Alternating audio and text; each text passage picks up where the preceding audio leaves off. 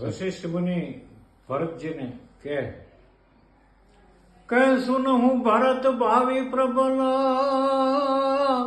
આન બિલખી કહે મુનિનાથ હાનિ લાભ જીવન મરણ જસ ગપ જસ વિધિ હે ભરતજી સુનો હું ભરત ભાવી પ્રબલ બિલખી કહે મુનિનાથ હાનિ લાભ જીવન મરણ જસ અપજસ વિધિ તો આ રામચરિત માનસ ની અંદર આ કોને કોને થયું તો એ કઈ લખ્યું નથી રામાયણમાં, ફક્ત દુહો છે આ સમજૂતી પૂરતો. તો કે હાનિ પ્રથમ, લાભ જીવન અને મરણ, જસ અને અપજસ આ 6 વસ્તુ છે. તો કે ભરતજી કે આય પરમ હાનિ સબ કહ બડલાહો આન ગદિન દ્યોર નહીં દૂષણ કાઉ. પરમ હાનિ સબ કહ બડલાહો, બધાને લાભ થયો પણ મારે એકને હાનિ થઈ.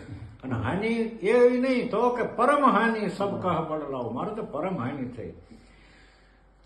કૂતરું જયારે હાડકું લઈને જતું હોય ને સામે સિંહ મળે તો કૂતરાને બીક લાગે કે હાડકું લઈ લેશે તો. પણ 2-2 લાખ 5-5 લાખ રૂપિયાના હાથી જે ફાડી ખાતા હોય ને હાડકાની કિંમત ન હોય એમ ભરતજીને આ અયોધ્યાની કિંમત ન હોય, એના રામના ચરણ પ્રેમની જ કિંમત હોય, બાકી ન હોય. તો પરમ હાનિ સબ કહ બડલાહુ, બધાને લાભ થયો કે વનમાં ભગવાન જશે એટલે બધાને મળશે.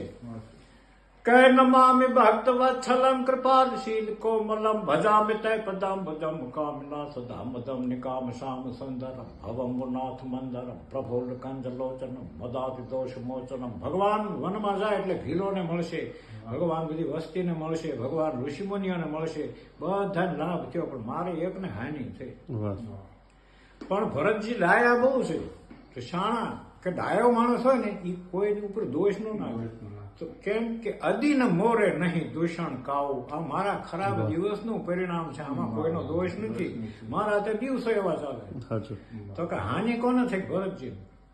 તો કે લાભ કે જીવન લાહુ લખન ભલ પાવા, જિંદગીનો લાભ તો લક્ષ્મણજીએ લીધો.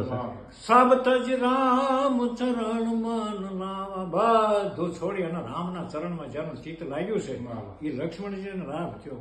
તો કે સબ તજી કે હા ઘરેથી કોઈ સાધુ થઈને બાળપણમાં નીકળી જાય એ બધું છોડે, કે હા બધું છોડે, હા સાચી વાત, પણ નિંદ્રાનો ત્યાગ ન કરે.